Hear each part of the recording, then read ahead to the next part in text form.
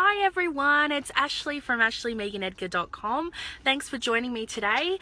I'm actually out and about. I've been driving to a few different places. I'm finishing my Christmas shopping. I don't know if you're finished. Today I said today's the day. The last time I went shopping I said this too, but today is the day. I'm not shopping anymore after today. I'm not going home until I finish Christmas shopping. So as you join me, please say hello. Let me know where you're coming from. Let me know if you haven't watched before. If you don't know anything about me, I'm Ashley and I have 4 young kids and I live in Melbourne, Australia. So yeah, what I'm wanting to talk to you today is about how to overcome objections. Now, this is a big thing. As we talk to people, we're going to get all sorts of objections, and most of them are fairly sort of similar things. They just might be worded a bit differently. So these are sort of the top 5. Now, before you even get on a phone though, you need to make sure that you're not putting out objections yourself. Are you talking to people and thinking, oh, well, then they're not going to join me anyway? That's an objection. So you need to avoid that and you need to stop that. So the best way to do that, firstly, is you need to have the right mindset. So mindset is that you know that you're an awesome person to work with. Your product or business is awesome. You need to have that first. You need to totally avoid those objections. A great leader said to me, a good thing that they do is before they get on the phone, they open up their business page for enrollment. They type in that person's name that they're going to talk to. You know, they might not join the business. That's fine. No worries. Just move on to the next. But they're putting it out there that they are going to. You know, talk to everyone as though they are going to join you. Be positive, have that mindset, no objections from you. That's the first area we need to start with, how to deal and overcome our objections. Don't think, oh, that person's not going to join me. I'm just new. Lots of people join new people.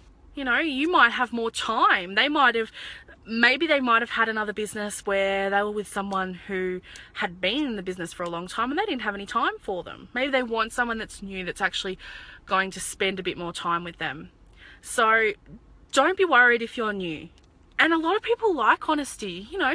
Oh yeah, I just got started in this marketing system, for an example, and this is the reason why. They might be in the same position as what you are. Oh yeah, that's where I am at the moment. Let me join you. So be honest. Use your stories. Use other people's stories to help overcome their objections.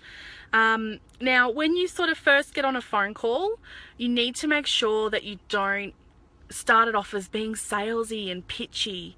When we sort of think about sales, you know, you think about that car salesperson, or what about if you're in a shopping center and you see those people in the middle and they're selling, I don't know, hand cream, or I don't even know what else. If you're like me, I might get on my phone or I'm busy with my kids. Totally avoid them.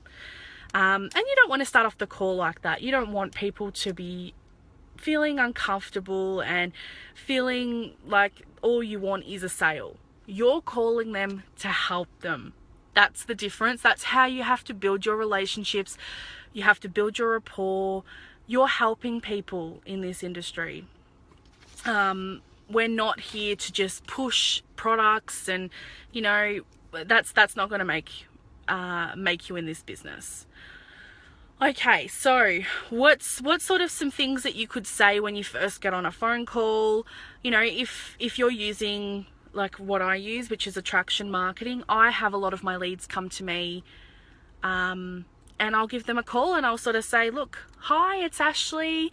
I saw that you had a look at this product, or you're a part of this, or I just wanted to give you a call and see if there's anything I can help you with. How are you going with your business? You know, ask them how they are. And you might even break it down by just sort of saying, you know, how's their day? Have a little laugh, have a little, you know, be very friendly and happy. And you have to build that rapport first before we even get to anything further. You want to have a chat about their day, about what they've been doing. Listen. We've got to listen to what they've been doing. Now, when you do get to the objections, after you've had a bit of a chat and you've worked out, and you might have told your story and you've told them, you know, what business you're in and what you're doing for it, and maybe they might be interested in it, and you see that they've got that need for what you're doing, and you've maybe pitched that idea, then you might sort of go and get these objections. You might get a number one is the market is oversaturated. I know so many people doing that. There's too many people. And what we need to let people know is there's so many people in the world. It can't be oversaturated. There's millions and billions of people, and there's millions of people turning 18 every day. There's more adults coming, so it's not oversaturated. So just remind them of that, let them know. Another thing is they don't have any money. Is this gonna cost me lots of money? How much money is this going to, put me out? What's it gonna cost? Anything like that. And what we need to put back to them is, well, when you get into a business, it's not about spending money, it's about making money. We don't want to spend money, we want to make money. We want to, spend money on tools to build our business, so our business funds our lifestyle. And put that back onto them. You want to make money, don't you? You don't want to spend money on a business. Why would we spend money in a business and not make any? The next thing is, maybe they might say they're not tech savvy. They're not good with phones, or they're not good with Facebook or using any of that sort of thing.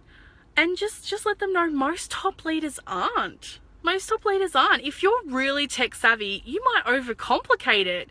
You might constantly be thinking, well, if I do this and do this and do this, and never actually put action into your business. So if you're not tech savvy, that's awesome. You can learn. You can learn the basics. You don't need to know how to do everything. There's so many things on YouTube, or just Google it and you can find out how to do something. That's all I even do. Just Google it and you find out. And there's step-by-step instructions on things. So not being tech savvy, you can overcome that objection very easily. Another thing is, maybe they might ask you, how much do you earn? And this, people can get a little bit like, oh, what do I say with this? The best thing to do is just to say, look, it's not best to talk about what I'm going to earn, because it's not going to reflect on what you're going to earn. We are both going to put different amount of time and action into our business.